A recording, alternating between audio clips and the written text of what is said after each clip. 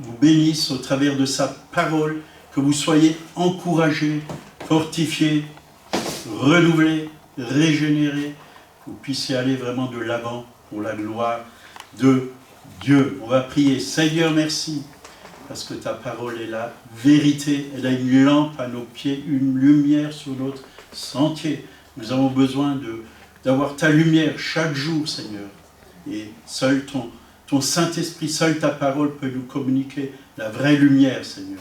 Oui, que nous puissions voir clair, que nous puissions faire les œuvres que tu as préparées d'avance pour chacun d'entre nous. Que ta grâce coule maintenant, oui, sur chacun et chacune, Seigneur, et que notre esprit reçoive ta parole, cette nourriture spirituelle, céleste. Au nom de Jésus, nous te demandons Amen. Amen. Voilà. Donc, ce matin, je vais vous parler de connaître Dieu par révélation. Vous voyez, c'est très important qu'on puisse connaître Dieu par révélation. Moi, j'ai toujours essayé de connaître Dieu dès mon jeune âge. J'allais à l'église, j'étais enfant, donc à partir de l'âge de 8 ans, j'allais à l'église, avant je n'y allais pas. Mais quand je suis arrivé ici à Colmar, à la Cité de l'Enfance, l'église était obligatoire. Et j'allais à l'église, mais je ne connaissais pas Dieu. Je recevais tout dans la tête. C'était une connaissance intellectuelle. Je ne dis pas que c'est mauvais, hein.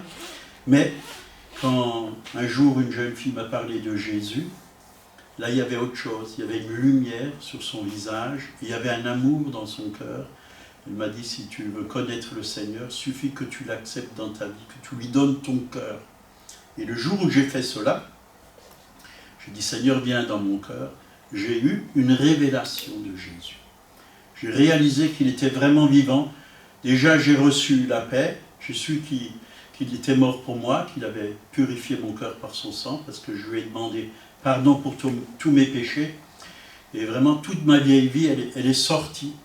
Comme ça, elle est sortie de mon cœur. Et c'est une vie nouvelle qui est rentrée, une paix, une joie, un amour divin. Ça venait directement du Seigneur. Et j'étais plus le même homme, je me suis regardé dans la glace, je me dis, tiens, tu n'as plus les yeux que tu avais avant. Hein? Avant, j'avais des yeux, ça mitraillait. Il y avait de la haine. Dès que je voyais quelque chose qui ne me plaisait pas, ça mitraillait. Mais après, j'ai regardé mes yeux dans la glace, j'ai dit, c'est un autre regard. Dieu a transformé ma vie. Et je voulais continuer à marcher avec lui.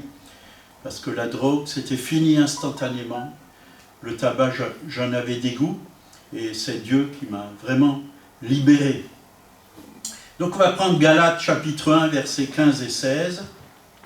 Mais lorsqu'il a plu à celui qui m'avait mis à part, donc il s'agit de l'apôtre Paul, dès le sein de ma mère, et qui m'a appelé par sa grâce, de révéler en moi son Fils, afin que je l'annonce parmi les païens. Aussitôt, je ne consultais ni la chair ni le sang, et je ne montais point à Jérusalem vers ceux qui furent apôtres avant moi. Mais je partis pour l'Arabie, puis je revins à Damas. Voilà ce que Paul déclare, de révéler en moi son Fils. Ça, c'est la volonté de Dieu. Dieu, le Père, par le Saint-Esprit, veut révéler son Fils à chacun d'entre nous. Et on n'a pas fini de recevoir de Jésus, de le connaître. Dieu est tellement grand. Il y a tellement de choses en lui. On a chanté ce matin, plus de toi. Dieu veut nous donner plus que ce qu'on connaît. Mais pas une connaissance seulement intellectuelle. C'est plus qu'une connaissance intellectuelle. C'est une révélation intérieure du cœur. On le sait, quand Dieu vient par le Saint-Esprit, on sait que ça vient de lui, parce qu'on a la paix, on a la lumière, on a la compréhension des choses. Et ça, c'est fort, la révélation, c'est fort, ça transforme nos vies. Et c'est vrai que j'étais à l'école biblique et j'ai appris plein de sujets. Mais tous ces sujets, oui, c'était bien pour mon intellect, mais c'est quand je me suis mis devant Dieu et quand j'ai demandé au Seigneur d'ouvrir mon intelligence spirituelle que j'ai commencé à comprendre les choses. Et là, ça a changé ma façon de voir, ma façon de penser, ma façon de vivre, ma façon de parler. J'ai plus appris dans la présence de Dieu qu'à l'école biblique, vous voyez. L'école biblique, on vous en met plein la tête, mais Dieu vous en met plein le cœur. Et ça, c'est meilleur. C'est beaucoup meilleur. Je ne dis pas que ce n'est pas utile, les écoles bibliques. C'est utile. Mais la meilleure école biblique, c'est quand le Saint-Esprit vous enseigne. La Bible dit qu'il vous enseignera toutes choses. Et ça, on a vraiment besoin de se laisser enseigner par le Saint-Esprit. C'est le meilleur des enseignants. C'est le meilleur maître d'école. On a besoin du Saint-Esprit. Parce qu'il a dit, le Saint-Esprit vous conduira dans toute la vérité. Dans toute, vous voyez, toute, c'est toute. Pas seulement des demi-vérités, mais toute la vérité. Eh bien, j'en suis pas encore arrivé là. J'ai encore besoin qu'il me révèle beaucoup de choses. Et je cherche vraiment la présence de Dieu. Donc, Jean 3, versets 5 et 6, Évangile, hein. Jésus répondit, en vérité, là c'est 2 fois vérité, en vérité, c'est une grande vérité. Je te le dis, et il nous le dit à nous encore ce matin. Il y a ceux qui regardent sur Internet. Si un homme ne naît d'eau et d'esprit, il ne peut entrer dans le royaume de Dieu. Ce qui est né de la chair est chair, ce qui est né de l'esprit est esprit. Donc, Jésus dit qu'il faut naître de nouveau, de l'esprit. Vous voyez, parce que Dieu nous communique par son esprit dans notre esprit. C'est lui.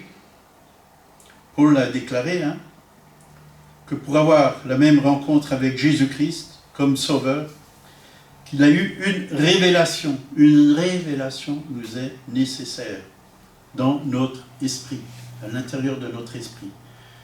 L'esprit, hein, rend témoignage à notre esprit que nous sommes enfants de Dieu. Vous voyez, le Saint-Esprit rend témoignage à notre esprit que nous sommes enfants de Dieu.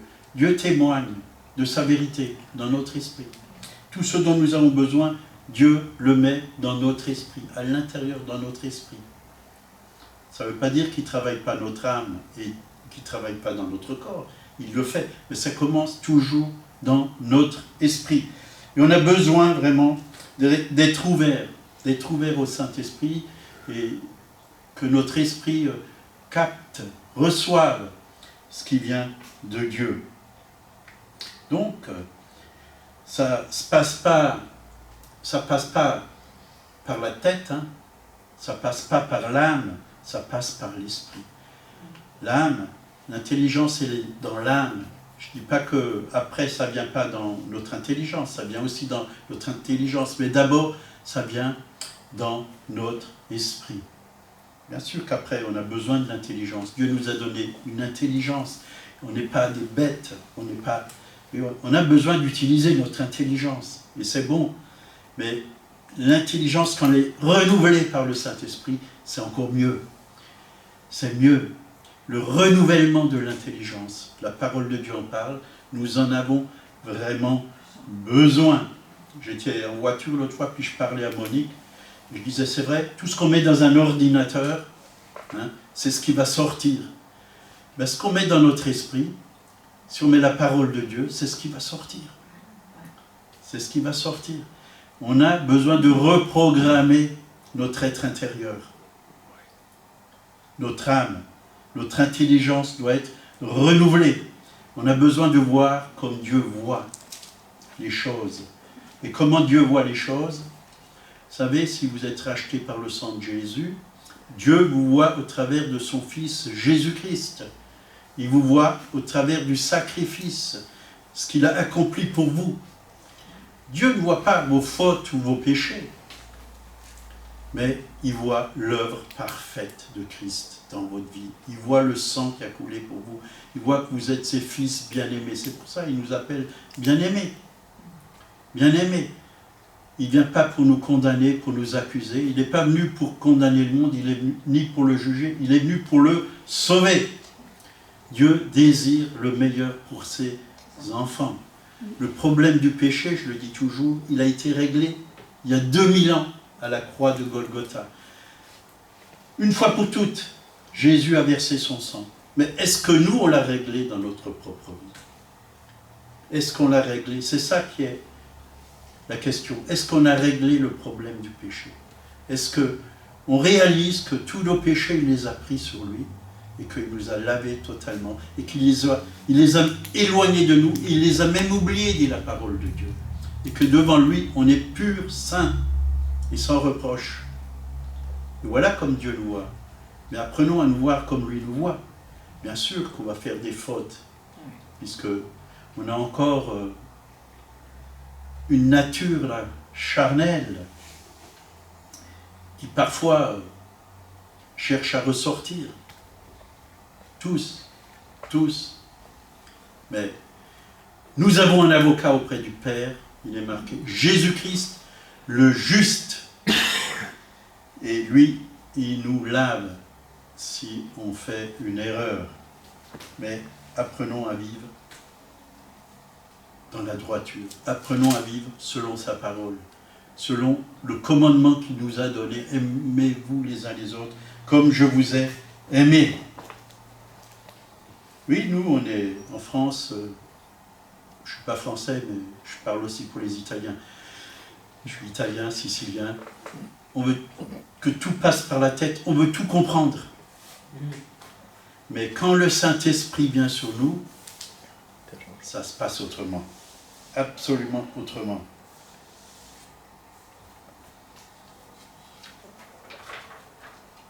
« 1 Corinthiens, chapitre 2, versets 9 à 11.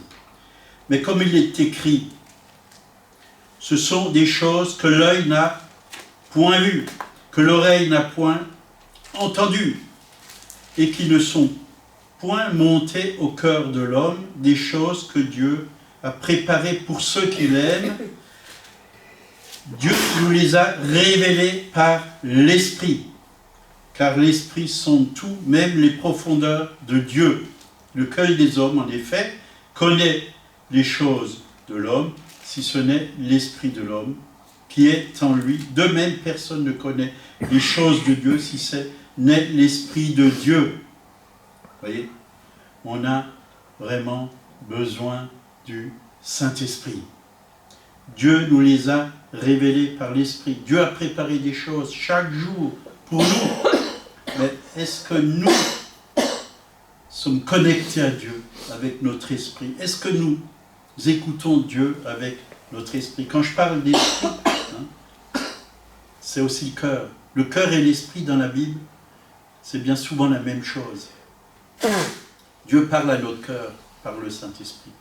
Le cœur veut dire le milieu de nous, le centre de nous-mêmes. C'est l'esprit, en fin de compte. C'est l'esprit. Des fleuves d'eau vive couleront de votre sein, a dit Jésus. Ben, c'est de notre esprit. De notre esprit. Notre cœur. Notre cœur, c'est la même chose devant Dieu. Votre cœur. Votre esprit, je mets la main là, vous voyez. Pas la tête. Ça, c'est l'intelligence. Les fleuves d'eau vive coulent de votre ventre, de l'intérieur de vous-même. Ce que vous avez mangé, voyez, c'est de là que ça sort. La parole de Dieu, si on la mange, c'est spirituel, c'est une nourriture spirituelle. Elle est dans notre ventre spirituel. Et c'est de là que sortent ces fleuves d'eau vive. Est-ce que vous comprenez? Donc, encore la parole de Dieu nous parle de connaître Dieu dans notre esprit par révélation. Dieu a la capacité d'intervenir dans tout notre être, esprit, âme et corps. Mais il parle à notre esprit. Il ne parlera pas à notre âme ou à notre corps, il parle à notre esprit. Bien sûr que l'âme et le corps sont influencés par le Saint-Esprit. Il y a deux mots, donc, que j'aimerais vous expliquer. En grec, il y a deux mots différents qui ont été traduits pour connaître. L'un est ginosko, qui signifie connaître quelque chose ou quelqu'un en apprenant. ce verbe, implique que l'on peut progresser dans cette connaissance. Et l'autre, toujours en grec, oïda, qui veut dire percevoir, connaître, sans avoir appris. Avoir une connaissance intuitive. Cette connaissance est complète et soudaine. On ne peut pas progresser dans cette connaissance. Elle se réfère à la nature de l'individu. Si tu es né de l'esprit, tu reçois cette connaissance par le Saint-Esprit. Ce que tu n'as pas compris il y a 5 ou 10 minutes, et si tu es en contact avec Dieu, tu le comprends d'un coup. Instantanément, ça vient, c'est une lumière qui vient d'en haut, c'est comme une lumière qui éclaire ta route, et tu as compris, tu as saisi, tu ne l'as pas appris, mais tu l'as saisi par le Saint-Esprit. Ça, c'est une autre connaissance, celle qui vient de Dieu, et c'est celle-là qu'on a vraiment besoin. Si on veut apprendre Dieu par notre tête, on peut lire toute la Bible, ça ne va pas rentrer, on ne va rien comprendre. Si ce n'est pas le Saint-Esprit qui éclaire la parole, on sera à côté de la plaque. Il n'y a que le Saint-Esprit qui peut nous révéler l'œuvre de la croix. L'homme, il a vraiment un voile, il a des écailles sur les yeux. Il n'y a que le Saint-Esprit qui peut faire tomber ces écailles. C'est pour ça que quand vous priez pour quelqu'un qui ne connaît pas le Seigneur, vous pouvez demander au Seigneur de se révéler à lui, de faire tomber les écailles des yeux, d'ouvrir ses yeux spirituels. Et même certains chrétiens ont encore des écailles, parce qu'ils ne savent pas, ils sont encore aveuglés dans certains points, oui, dans la connaissance spirituelle. Mais Dieu veut faire tomber vraiment ce voile. D'ailleurs, Apocalypse veut dire enlever le voile, révélation. Révélation. On a besoin d'une révélation de Dieu, du Père, du Fils, du Saint-Esprit. On a besoin d'une révélation de toute la parole de Dieu.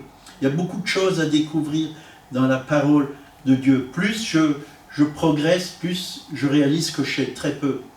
Parce que Dieu est tellement grand. Et moi, je suis tellement petit à côté de lui. J'ai besoin de me nourrir, de grandir, de progresser.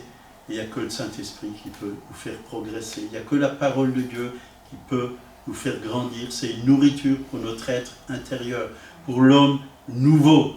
On ne doit pas rester des bébés spirituels, mais on doit devenir des hommes et des femmes matures, mûrs, faits pour sa gloire. Oui, vraiment quand le Saint-Esprit vient, parce que la Bible dit que c'est un esprit de vérité, on sait que c'est vrai.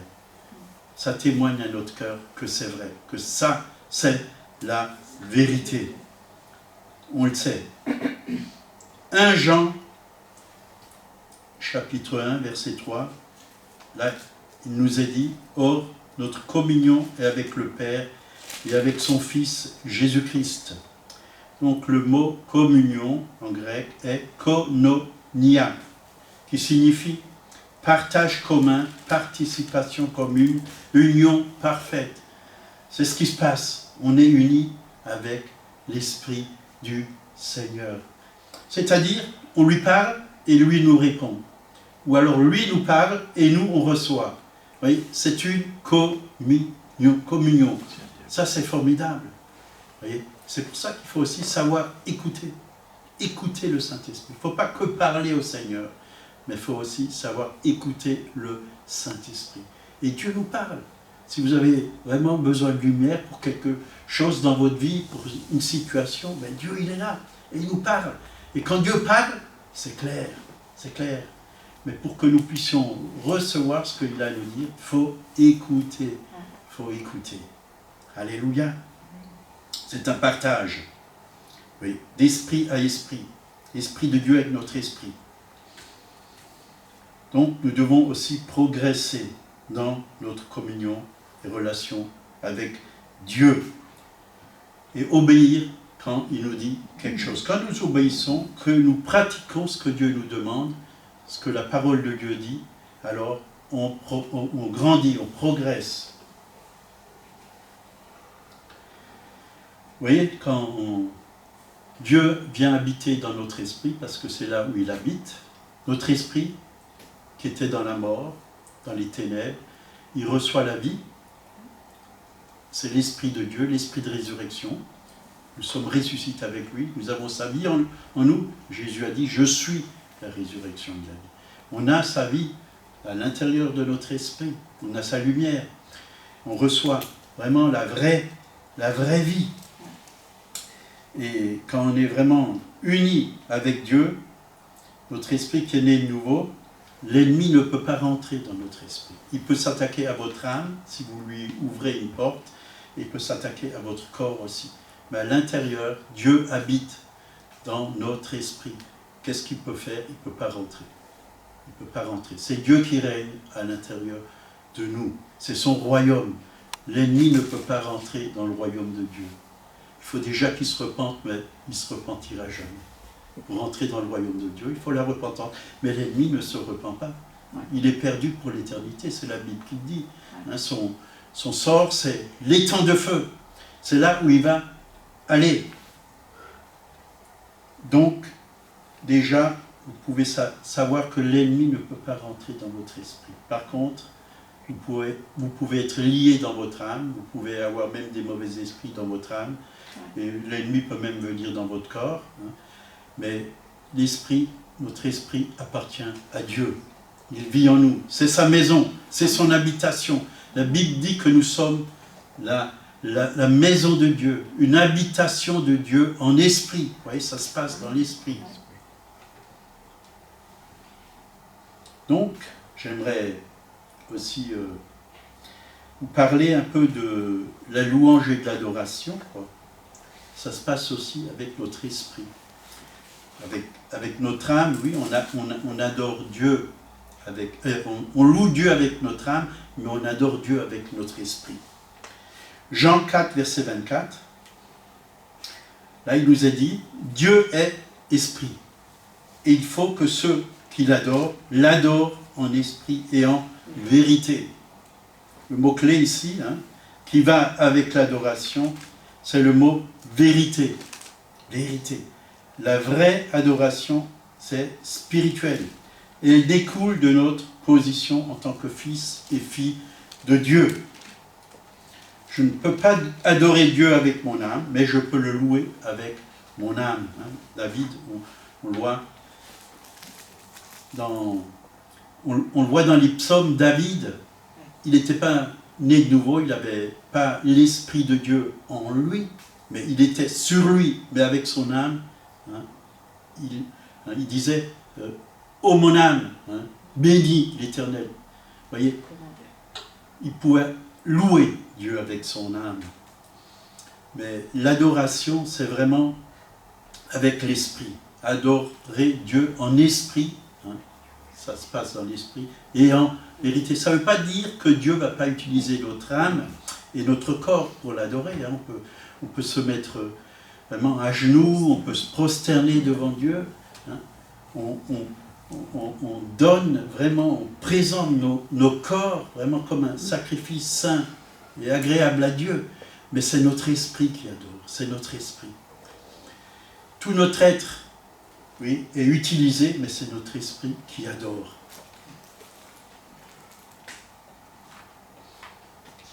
Donc, l'esprit de vérité, c'est avec l'esprit de vérité, c'est quand on connaît la parole de Dieu qui est la vérité, ou Jésus qui est la vérité, qu'on peut vraiment l'adorer en vérité. En vérité. Nous sommes créés à son image et à sa ressemblance. Esprit, âme et corps. La Bible dit que nous sommes le temple de Dieu. Le temple de Dieu, l'esprit, c'est le lieu très saint. L'âme, c'est le lieu saint. Et notre corps, c'est le parvis. Parce que nous sommes faits à son image. À son image. Alors il faut que les choses soient bien mises en ordre dans nos vies, pour que Dieu soit élevé et glorifié. L'esprit, c'est où Dieu habite, le lieu très saint, dans le tabernacle. Dieu habitait dans le lieu très saint. Dans le lieu très saint, dans le tabernacle, il n'y avait pas de fenêtre. La lumière, c'était la gloire de Dieu. C'est Dieu lui-même qui éclairait le lieu très saint. Et c'est la gloire de Dieu, c'est la lumière de Dieu qui doit éclairer notre vie.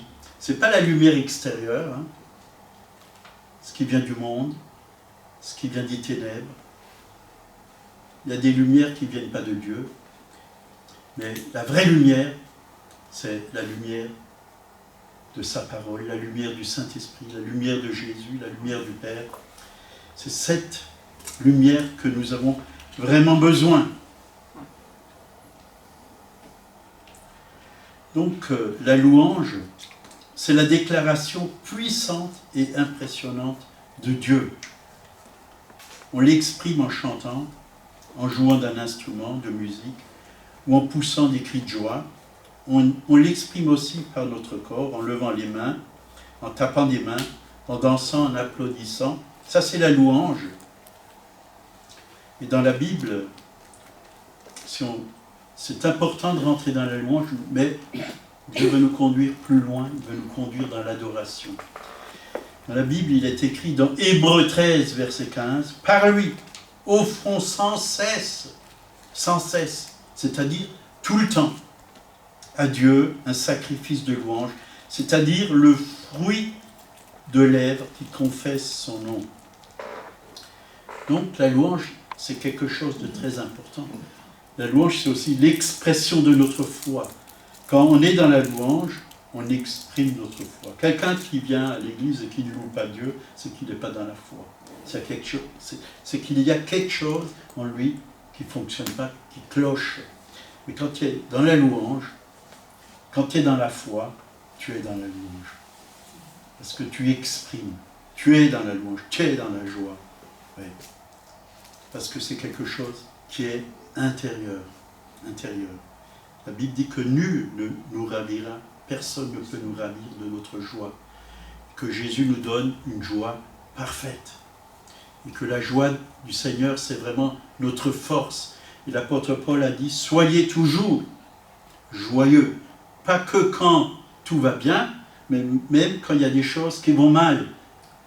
On doit apprendre à rester connecté à lui. Parce que la joie du Seigneur, ce n'est pas la joie de ce monde, c'est une joie surnaturelle qui nous est communiquée par l'Esprit de Dieu, à notre esprit, à notre cœur. Elle se manifeste tout le temps, même quand quelque chose ne va pas bien. Moi, je peux vous dire, hein, il y a des moments dans ma vie, vous pouvez demander Monique, il y avait moins de chantiers qui rentraient, il y avait moins d'argent qui rentrait, et là, on a tendance à se lamenter et à perdre notre joie. Mais Dieu était toujours là, et il nous a communiqué sa joie, malgré que quand les choses humainement n'allaient pas, après, quand on est resté dans la foi, dans la louange, on a vu la main de Dieu, on a vu les miracles de Dieu, et tous les problèmes se sont résolus, un après l'autre. C'est parce qu'il y a un combat spirituel. Un combat. L'ennemi aimerait tout arrêter dans notre vie. Hein. Il ne voulait plus qu'on ait de travail, il ne voulait plus qu'on ait des finances, il voulait qu'on fasse faillite. Et il mettait même sur nous des gens sur notre chemin qui nous ont dit « T'as vu tous les faillites, le prochain, ça sera certainement nous. Hein. » J'ai eu ça. Même des gens qui disent « Croyez chrétien. Hein. » Et j'ai dit « Non, non, non. Dieu pourvoit à tous mes besoins. Quand je ne sais pas, mais il pourvoit. C'est lui qui l'a dit. Et sa main a pourvu. » Il y a eu des miracles extraordinaires dans nos vies. Hein. L'adoration. Il s'agit d'une attitude sincère d'humilité, de révérence, de respect, de crainte du Seigneur. Donc dans notre adoration, Jésus doit être couronné. Il doit occuper le trône de notre vie. Notre vie, c'est le saint des saints intérieurs, c'est-à-dire notre cœur doit lui appartenir totalement. Notre être intérieur doit lui appartenir. Nous devons l'adorer, toujours, en profondeur. C'est très important, l'adoration. Moi, le matin, je viens devant le Père et je l'adore en esprit, en vérité. Je lui dis, tu es merveilleux, Seigneur. Papa, tu es le meilleur des papas. J'ai jamais eu un si bon papa, oui, que toi. Tu es le Père parfait, tu prends parfaitement soin de moi. Je t'adore. Tu es tellement merveilleux, tu es tellement Amour, pour moi, tu manifestes cet amour dans mon cœur, dans ma vie. Tu me communiques ta joie. Ouais. J'ai de la joie de venir dans ta présence, oui, et de me mettre même dans tes bras d'amour. Et là, je me sens bien, papa. Oui, vous pouvez venir comme un enfant et le remercier, l'adorer, le glorifier, lui dire tu es un très bon père, tu n'as que de bons projets, oui, tu es un père parfait, tu es saint, saint, saint est le Seigneur. C'est ce qui se passe devant le trône, jour et nuit. Les anges se prosternent et ils disent saint, saint est le Seigneur. La terre est remplie de sa gloire. Mais nous, on ne voit que les problèmes. On ne voit pas la gloire de Dieu. Parce qu'on regarde ailleurs. On regarde aux problèmes au lieu de regarder ce qui se passe dans le ciel. Et ce qui se passe dans le ciel, ça va influencer la terre. On peut communiquer les choses du ciel sur la terre. On peut emmener la gloire qui est dans le ciel sur la terre. On peut emmener la joie qui est dans le ciel sur la terre. On peut emmener la paix qui est au ciel sur la terre. Que ta volonté soit faite sur la terre comme elle est faite au ciel. Important que nous puissions saisir ce qui est dans le ciel et l'emmener sur la terre. Est-ce qu'il y a des disputes au ciel? Non. Non. Alors pourquoi on se disputerait sur la terre? Puisque Jésus a dit aimez-vous les uns les autres. Voilà, la paix peut être là. L'union, la communion entre frères et sœurs peut être là. Il n'y a pas de bouddhistes au ciel. Il y a des chrétiens qui sont bouddhistes, ils boudent. Quand il y a quelque chose qui ne leur plaît pas, ils boudent. Mais non, Dieu nous a rachetés. Si vous étiez bouddhiste avant, vous avez été rachetés. Vous apparteniez à Jésus, et Jésus ne boude pas. Et moi non plus d'ailleurs.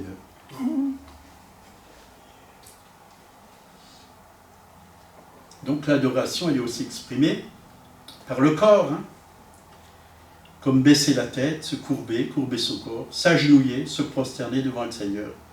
La différence entre la louange et l'adoration, la louange est centrée sur la proclamation des œuvres de Dieu, mais l'adoration est tournée vers la personne de Dieu lui-même. On le loue pour ce qu'il est, pas seulement on l'adore pour ce qu'il est. La louange, on le loue pour ce qu'il a fait, souvent. Mais l'adorer, c'est pour ce qu'il est. Tu es tellement bon, Seigneur. Tu es tellement merveilleux, Seigneur. Tu es tellement grand. Tu es tellement puissant. Tu es tellement saint. Tu es tellement parfait. Alors, prenons l'initiative de louer Dieu, mais aussi de l'adorer. Bien souvent, Dieu veut nous conduire plus loin que la louange, il veut nous conduire dans l'adoration, même dans l'Église. Et quand on rentre dans l'adoration, c'est la gloire de Dieu qui commence à venir et à se manifester. Et là, Dieu peut faire des signes, des prodiges et des miracles. Je vois que partout dans le monde, parce que je suis un observateur, je regarde des vidéos, hein, j'écoute, je lis beaucoup de livres, je vois que partout dans le monde où il y a l'adoration, où les gens passent de la louange à l'adoration, il y a vraiment un esprit de miracle qui vient. Et il y a des paroles de révélation, de connaissance, il y a des guérisons, les gens sortent des fauteuils roulants et les malades sont guéris, parfois instantanément. Il y a même, j'ai vu dans une église, il y avait un homme, il avait perdu tous ses cheveux parce qu'il avait une maladie du cuivre chevelu, ils ont prié pour lui, ils lui ont imposé les mains. Au bout d'une heure, tous les cheveux avaient repoussé. Ça, c'est le Dieu des miracles. Alléluia. Moi, je crois ces choses, c'est des témoignages vrais qui se passent actuellement.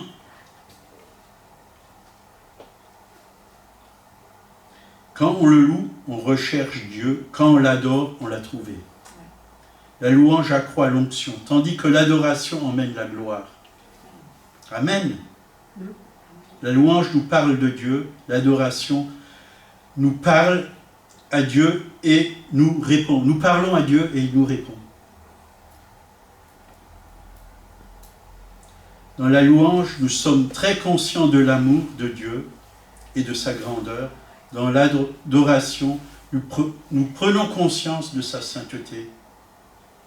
La louange, c'est la parade du roi. L'adoration, c'est son couronnement.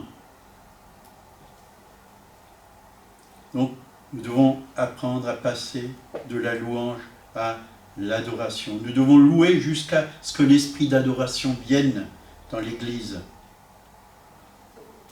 Bien souvent, on est tellement pressé, il y a le repas qui nous attend à midi, alors il ne faut pas...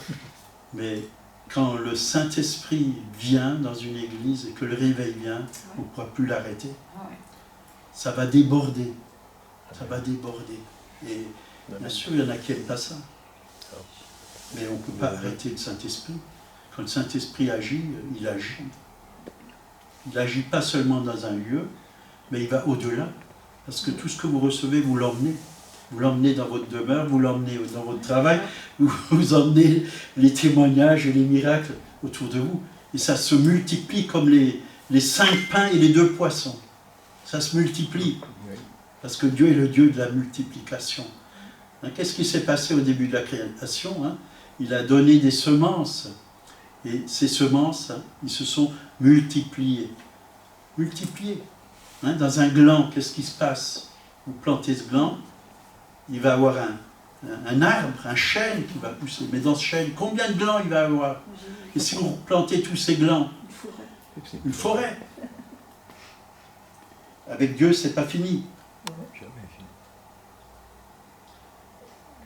Donc nous devons louer Dieu et l'adorer jusque la gloire de Dieu descende dans ce lieu.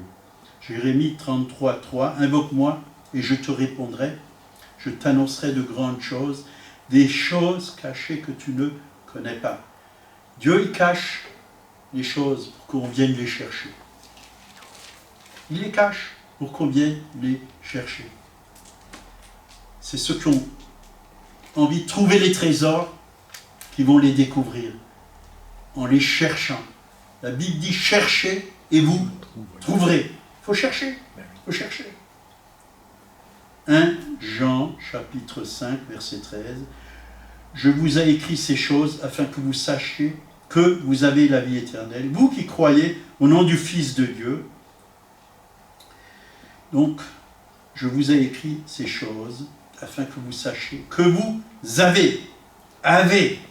Au présent. C'est au présent. Nous avons la vie éternelle, dès maintenant.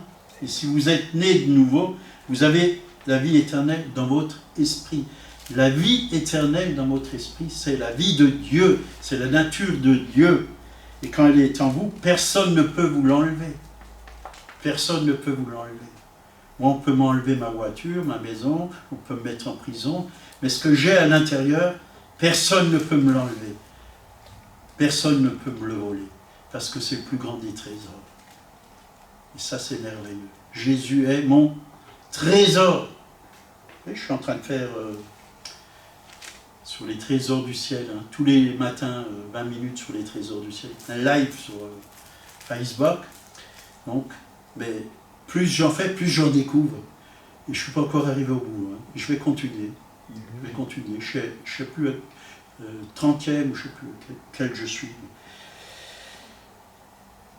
Donc nous avons la nature de Dieu dans notre esprit. Réfléchissez à cela. Proverbe 20, verset 27. L'esprit de l'homme est une lampe de l'Éternel. Voyez, Dieu habite dans votre esprit. C'est lui qui vous éclaire au travers de sa parole, au travers de son Saint-Esprit. Il vous éclaire. Il vous conduit par ce moyen. Il vous parle. Beaucoup de croyants sont conscients de leur âme, de leur corps, mais très peu conscients de l'esprit, de ce qu'ils ont à l'intérieur d'eux, dans l'esprit. Et c'est là, marchez par l'esprit et vous n'accomplirez pas les désirs de la chair. Donc nous devons apprendre à écouter notre esprit, parce que Dieu parle à notre esprit. Et l'apôtre Paul, moi c'est une phrase qui m'a toujours touché dans Romains 1, verset 9. Dieu que je sers en mon esprit. Dieu que je sers en mon esprit. Il écoutait d'abord et après il servait. Il recevait la révélation et il y allait. Parfois, il ne savait pas où aller, ou il se trompait de chemin. Hein. Mais le Saint-Esprit, le Saint-Esprit, il a permis qu'il n'aille pas dans certains endroits, mais qu'il aille plutôt là. Que Dieu ouvre notre intelligence spirituelle et que nous puissions l'écouter. On va s'arrêter là. Merci Seigneur, ta parole est vraiment pour nous aujourd'hui. Nous avons besoin de t'écouter, nous avons besoin d'être connectés à toi, recevoir tes révélations, ta lumière, celle qui vient d'en haut, ta sagesse, celle qui vient d'en haut, Seigneur, que nous puissions marcher par l'Esprit, Seigneur, et faire les œuvres que tu as préparées pour nous. Louange à toi, gloire à toi, Père éternel, merci pour ton Fils Jésus, merci pour tous mes frères et sœurs, bénis, oui, cette journée pour chacun et chacune, conduis cette journée pour chacun et chacune, que nous soyons des témoins vivants, oui, et tu es le Dieu qui guérit encore les malades. Il y a des malades, oui, sur l'écran, sur la chaîne, oui, les réseaux sociaux. Dieu veut vous toucher, Dieu veut vous guérir. Il a payé à la croix pour cela. Il a dit, c'est dans ces meurtrissures que vous avez été guéris. Prenez par la foi ce qu'il a déjà fait pour vous. Si vous ne connaissez pas Jésus, il veut se révéler à vous. Il veut venir dans votre cœur. Comme il l'a fait pour moi il y a 44 ans, il s'est révélé à moi, pas sur le chemin de Damas, mais c'était dans les Cévennes, où il y a eu le réveil des Cévennes, où il y a eu les Huguenots. Voyez, c'est pour ça que le Saint-Esprit me suit partout où je vais, et je veux marcher avec lui, je veux vivre les mêmes miracles que ces hommes, oui, qui étaient dans les Cévennes, oui, qui ont vécu ce réveil. Amen. Amen. Bonne journée, à bientôt. Dieu vous bénisse.